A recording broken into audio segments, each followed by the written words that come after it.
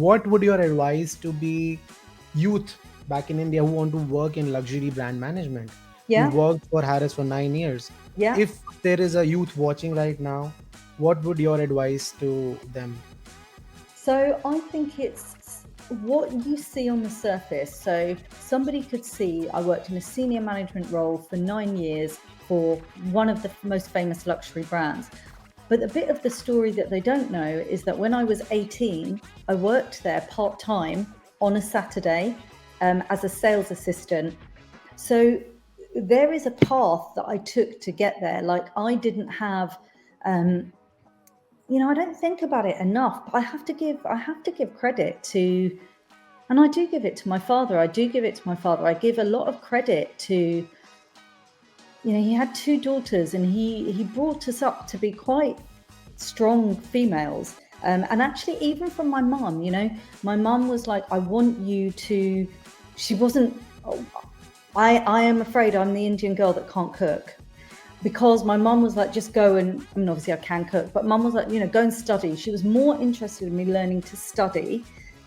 And so that was a brilliant excuse. But to go back to somebody who wants to get into luxury, you've got to start from somewhere. So the first thing is you can study it, but also who are you following? What trends do you understand? What do you know?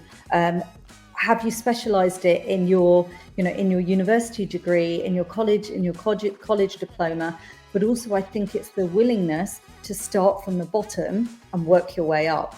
I have a great career of 25 years, but I did all sorts of jobs. From the age of 15, I worked every holiday, somewhere or other. Again, must have come from my parents. I think immigrant parents coming from India to the Yes, UK. yes, hard That time. meant, Yeah, yeah, you know what? It wasn't even making hard ends meet. time. I think it wasn't even that it was making ends meet. I think their mentality is we've come here to make a better life for ourselves, in their personal opinion. I think lots of people would argue it's not always a better life. But anyway, back then, and they wanted, so I feel like they probably felt like they had a lot more to prove. So, working two jobs while studying, while bringing up children.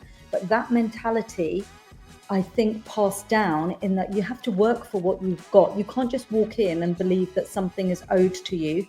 Okay. And be willing to start at the bottom and prove that you are able to do the job above you before you get the job above you. They would be the two tips that I would give. And the other thing I would say is write to people. Send letters, go into people's DMs, but do your research. What is the company ethos? What do they stand for? How can you demonstrate that you understand that? What is it that you're asking them for? When I have an issue now, let's say I have a problem, I need something to be sorted out and I'm not getting anywhere, I pretty much always look up on LinkedIn the name of the CEO and I go straight to them. And 9 out of 10 times, somebody from their office responds within a couple of days.